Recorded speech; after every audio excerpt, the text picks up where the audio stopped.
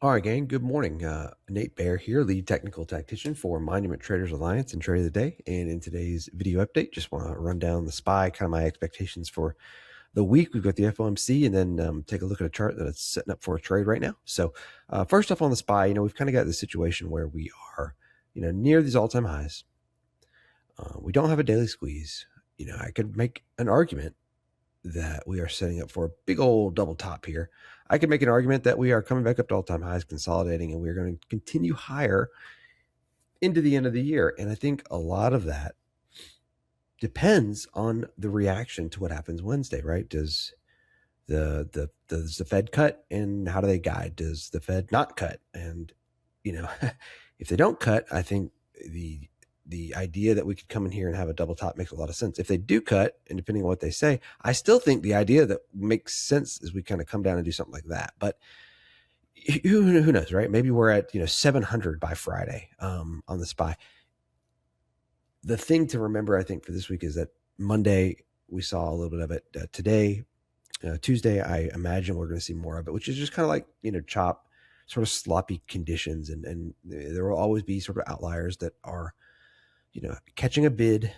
Names like, MDB happened yesterday, had a really solid day, earnings winner. It looks, great.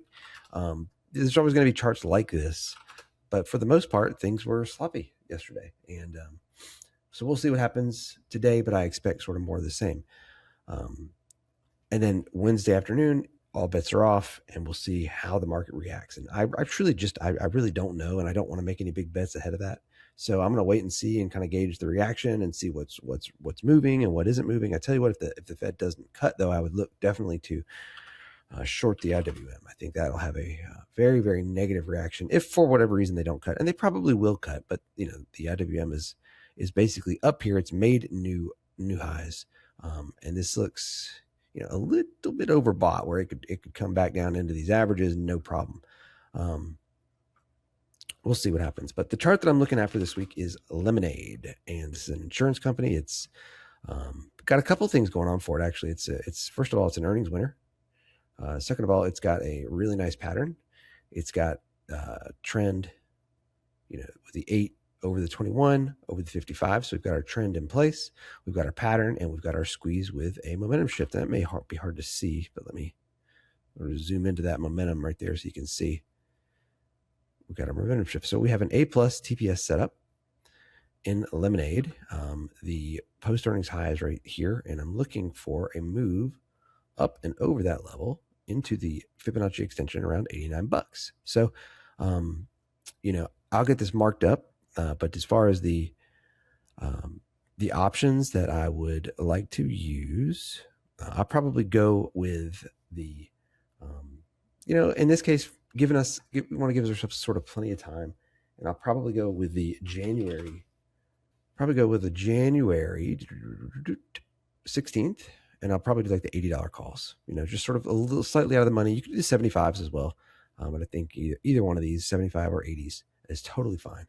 So I'll get this chart marked up. But again, we're looking for, right, this consolidation to lead to higher prices. And I'm going to use the 116. That's a funky little 8, but 116 $80 calls in order to play that. And so the idea is, let's get in, around these levels if possible. Right? We got a great entry on this yesterday. But ideally, if we could get in between 71 and 74, right? So entry between 71 and 74. So let's get this just marked up here. So using the 116, and that's 26, right? $80 calls, entry between 71 and 74. Our target is 89.13.